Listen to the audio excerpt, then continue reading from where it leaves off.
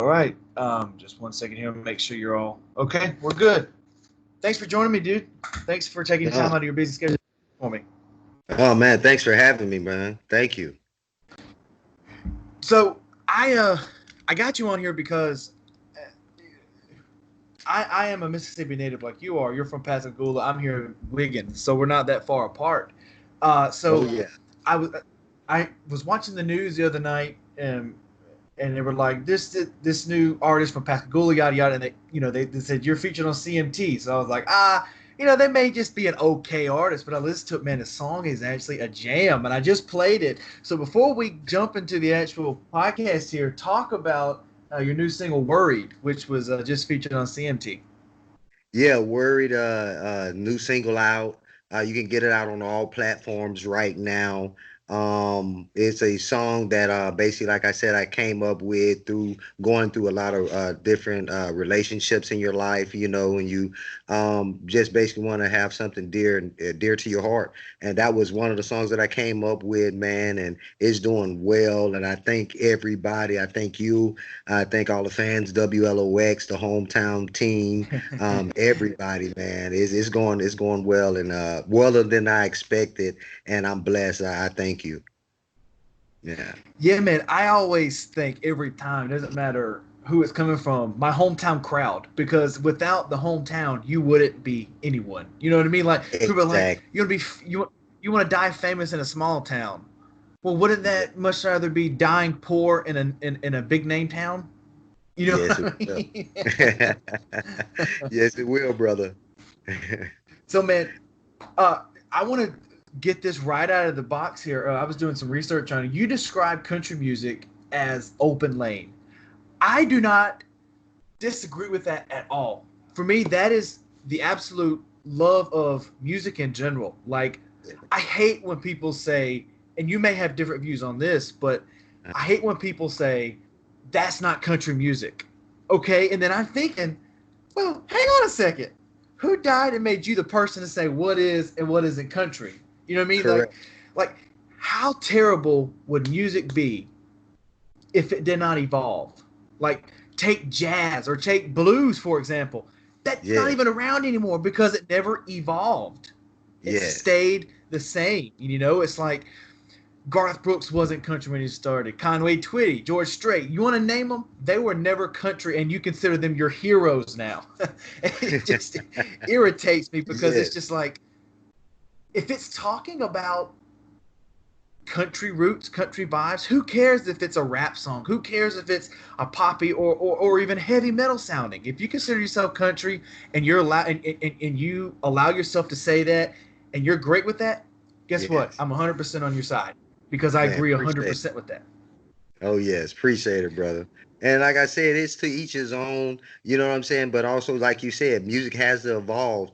And my by me being in a more a little bit younger generation, we want to put our twist and Sure. twang to things. And I love country music, and I wanted to try to keep it at its original state, but also as well at the same time give it a little flavor as well. And that's what I think that makes me a little bit different from the next, cause it's kind of popish and country at the same time. Right. And I think there's a lot of artists now that you can like some have just fallen off the face of the earth either because they just don't want to chase it anymore or they're not going to evolve, so they're just going to stay the same. But like artists like Blake Shelton, for example. I followed Blake Shelton my whole life because he was the one, that was the big thing when I was growing up in the early 2000s. Yeah, And he's evolved with it as well, and he's continuing these number ones as well as like Kenny Chesney, Jason out, yeah, Tim McGraw. I mean, they've been out since yes, the yes, 90s. You know what yes, I mean? And it's just yes, you can't sit there and and argue with me and say music is not evolving. It's yeah, evolving way more yeah, than you want it to. I don't care who you are. yeah, yeah. So don't get stuck in the sand. You better get going because it's definitely evolving. Absolutely, man. So take me back. Write me a story on your life. What was it like growing up in Pascagoula? I mean, I don't know. I'm not from that area, but I'm somewhat close that I can kind of figure out. But also, I'm not a man Yeah, of color. You know what I mean? So like, how weird was it for you to be a man of color and there only be like Charlie Pride and Darius Rucker that's in country music? Did you ever get these looks of like, what are you doing, man? Your genre Yeah. is not country. You know what I Yes, mean? yes, brother. I got those look, some of those talks, you know. But after they listened to the song, they was like, "Well, okay, yeah, you're Shut their country." mouth. Yeah, shut the mouths. But it's like I said, once you find a lane that you're I feel like I can be great in this lane, and I feel it's so refreshing because like I said, it tells a real story. So you get a chance to get your story out there in front of the world if you can, and tell your story. That's what country's all about, just telling a good old fashioned story that people will want to resonate with and listen to. So tell me about this guy named Edward Burkes Okay. that will soon be known as Hollywood. What was it like being Edward Burks before you were Hollywood? Um, kid you not, Edward Burks only lasted Edward Burks only lasted until probably I would say my eighth grade year. And then after that it became Hollywood because when I moved in from California, I originally from California. When I moved in Okay, elementary, that's how I got the name playing basketball, and it stuck with me ever since. Even the teachers throughout my whole school year even calling me Hollywood. I didn't even know if they knew my real name or not, but that stuck with me, and man, it was a blessing growing up. I was a star basketball player, football player, ran track. Um, it was just a blessing growing up. I had a group of good people around me, good teachers, that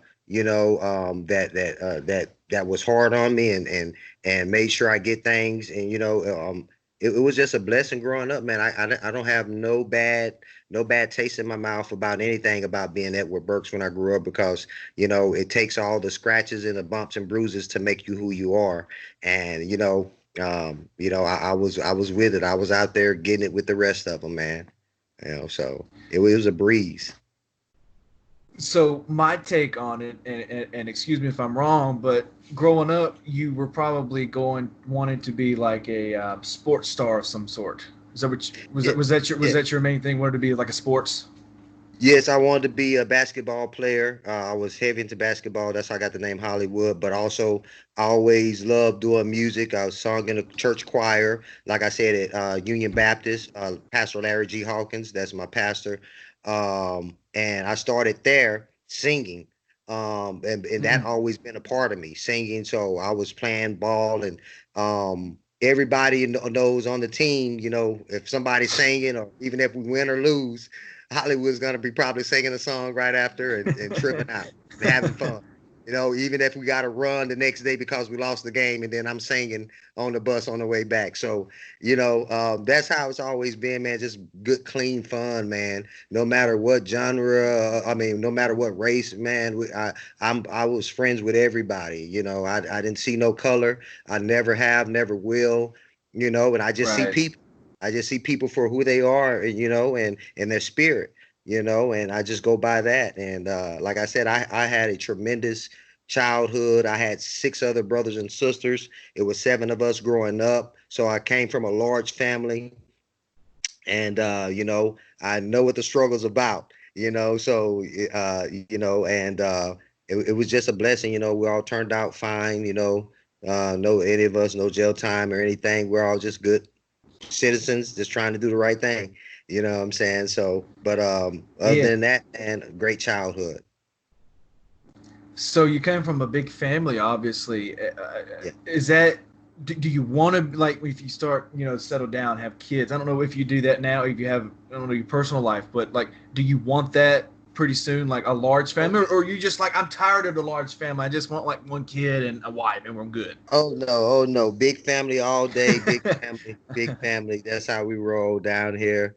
At least six kids. You know what I'm saying? Mm. And and just have the works. And and just be in love with family and friends. That's how we party and how we rock. We get up and gather up. We can't do that now due to the Right, pandemic. right.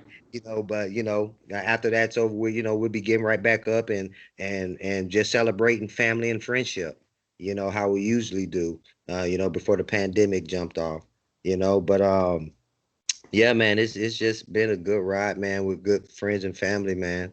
That's all I can say about that, man. It's been a good ride.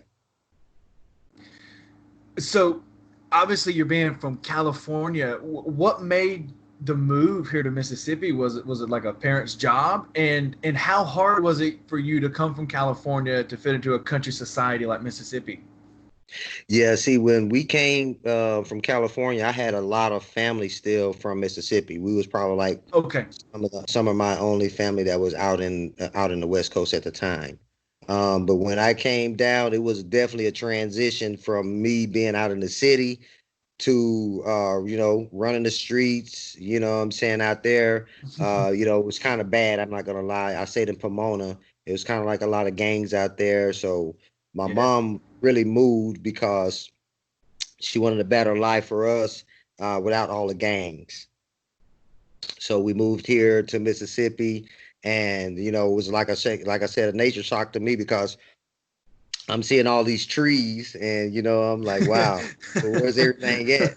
So it was an adjustment, but I I took the adjustment and just put all my effort into loving music and playing sports. So that would kept me and going to church, and that would kept me out of a lot of different situations coming up as a young man.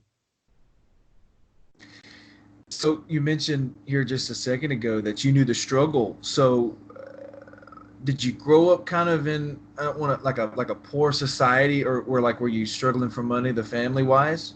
Yes, well, basically, it wasn't like a poor society, but basically, you got one single mother with seven children, so Sure, that's a sure. struggle. That's a struggle alone, So, but I was the stand up guy. I was a guy, also working. I had a full-fledged job at the same time, working to help out pay bills. That just came natural to me.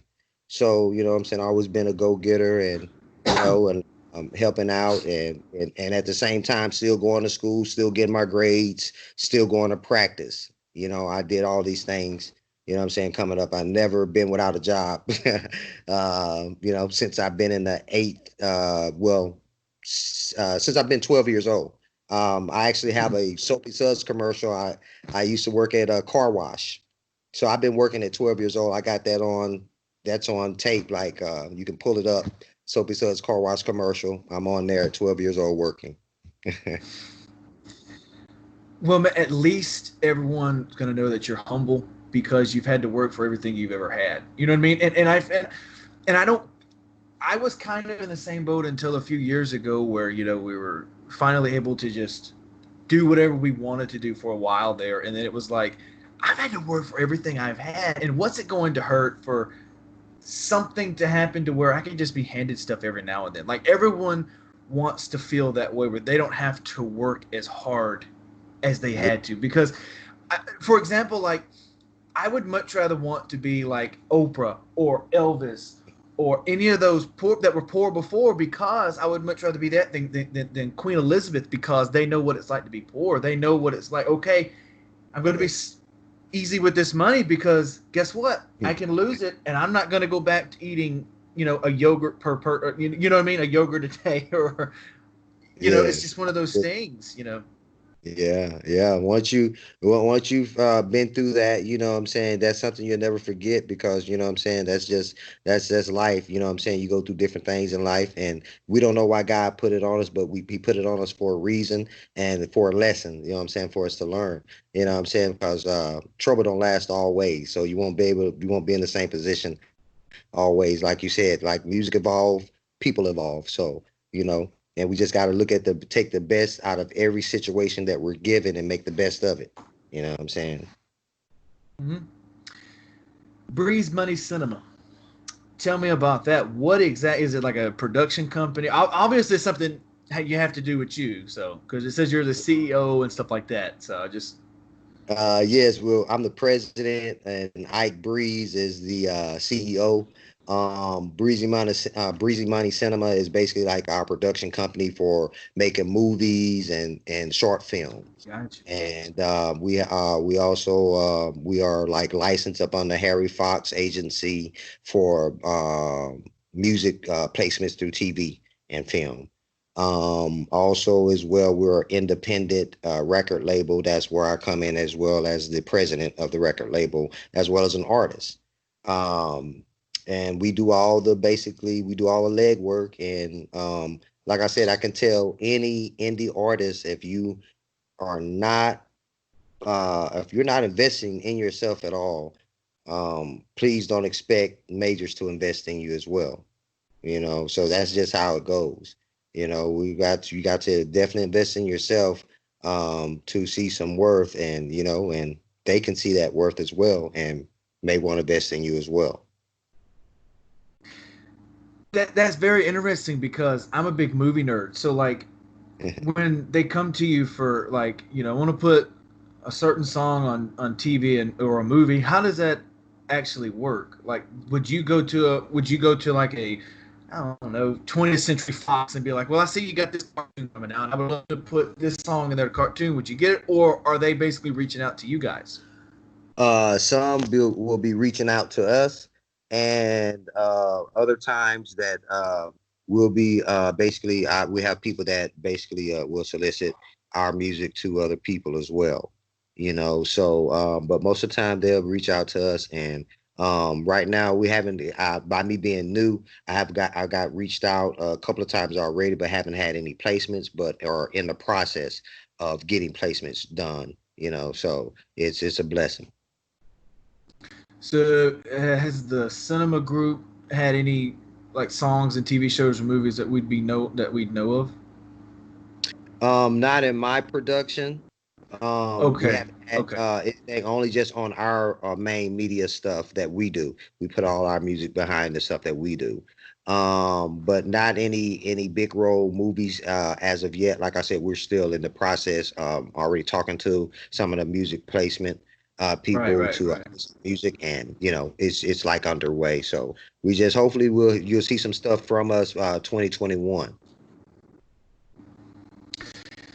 So when they came to you and they're like, "Hey, we weren't worried."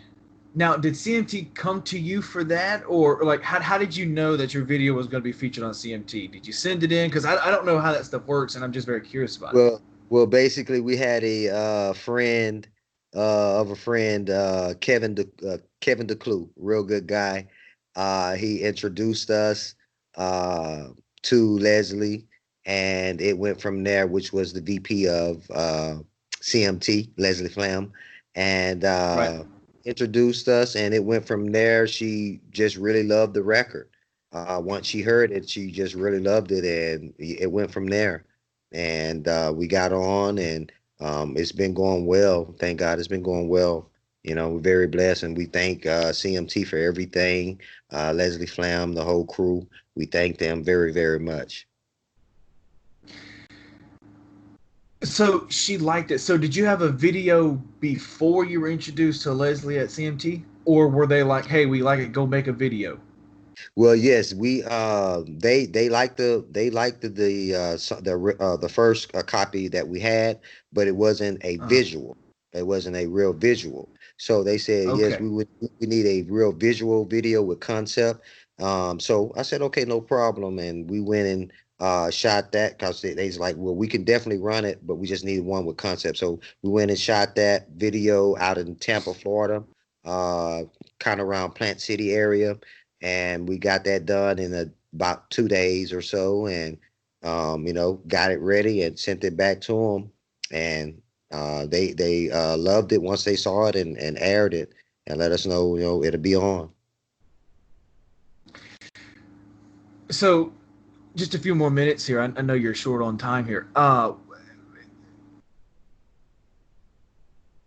When your video was showed on CMT and they featured you over the news and stuff like that, have you had many people come to you like, hey, besides me, like I want to do an interview with you. I want you over here. I want you over there. Have you had a lot of that? Yes, yes, I have, and I mean, I accept it. I'm grateful.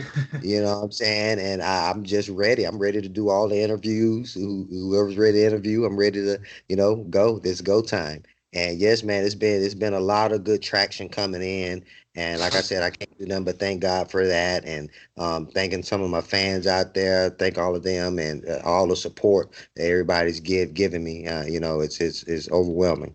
And I thank them. Yeah, man, it's going real good. Now, when you're doing these interviews, what and I like this question to because it opens up a whole new ball game for us is when you're doing an interview, what's one question? I don't know if you've done a lot, but what's one question that you get where you're just like, man, okay, I know this question, the answer to the question like the back of my hand. I can give it to you right now. I don't even have to think about it. You have a question like that you always get? No, not really. I be just open for, whatever most of the time. So so far I haven't got some of the same repetitive questions. So it's been pretty good, been pretty diverse with the questions so far. So what's something that you're just like, I want to go on this interview and I wish they would ask me this question because it doesn't matter who I go to, how diverse the questions are, they never ask me that. Oh, okay. No, well, you covered everything. I want to let you know that you pretty much covered everything. But yeah, basically asking about me and where I come from and some of my background, so my fans and my supporters can get a little bit familiar with me. But I think you hit everything on the knob, man. You did a great job, and yeah, that's mainly it. That question. What's one question you wish you would get going into these Yes. interviews? In these interviews, just basically basically who am I, and a little bit about me, so I can basically tell some of the supporters and fans that can possibly relate to me, you know. So that question would be the main one. Well, man, look, I appreciate it. You're short on time. I'm going to let you go here. But we've seen Hollywood go Nashville here on the Yeah. podcast. So I really appreciate it, man. Man, thank you, brother. I appreciate you, man. Keep up your great work, brother. Anytime you want to have me back on, please do, man. I'm more than welcome. I thank you.